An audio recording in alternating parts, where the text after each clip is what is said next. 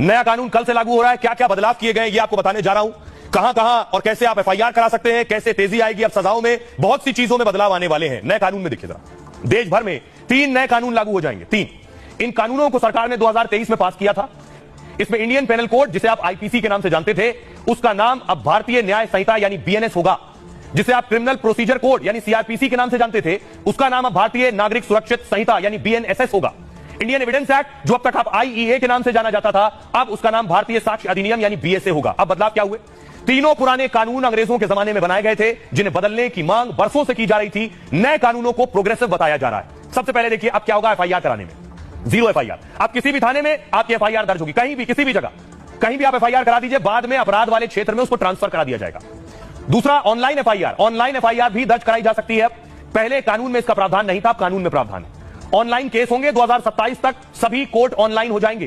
Case का जो status है वो भी आप ऑनलाइन देख सकेंगे। अभी भी देख सकते हैं, लेकिन हर जगह का नहीं। एसएमएस से आपको समन भेजा जा सकेगा। समन के लिए एसएमएस का इस्तेमाल होगा। पहले कानून में इसका कोई जिक्र नहीं था। चार्जशीट, 90 दिन में चार्जशीट दाखिल करना अनिवार्य होगा, वो अभी भी है, लेकिन स्पेशल केस में 180 दिन में चार्जशीट जरूरी है। गंभीर अपराध 14 दिन में जांच हर हाल से पूरी करनी होगी।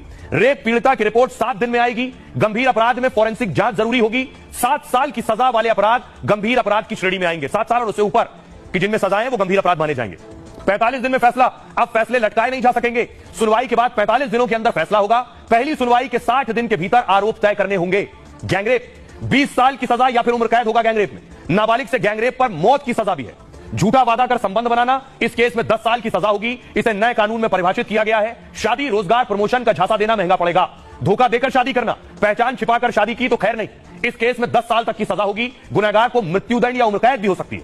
नाबालिग से दुष्कर्म, नाबालिग से गैंगरेप पर मौत की सजा है।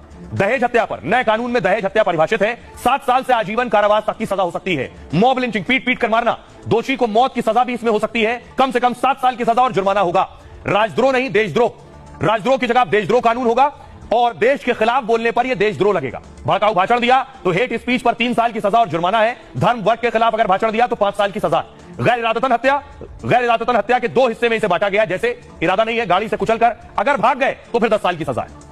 भगोड़ा कोई है, अनुपस्थिति में भी उस पर केस चलेगा, सुनवाई होगी और सजा भी सुनाई जाएगी। कुर्की, कोर्ट को ही अब केवल कुर्की का अधिकार है, पुलिस को कुर्की का अधिकार नहीं होगा। ये सारे बदलाव कल से लागू हो रहे हैं। सुनिए जरा सियासतदान क्या कह रहे हैं।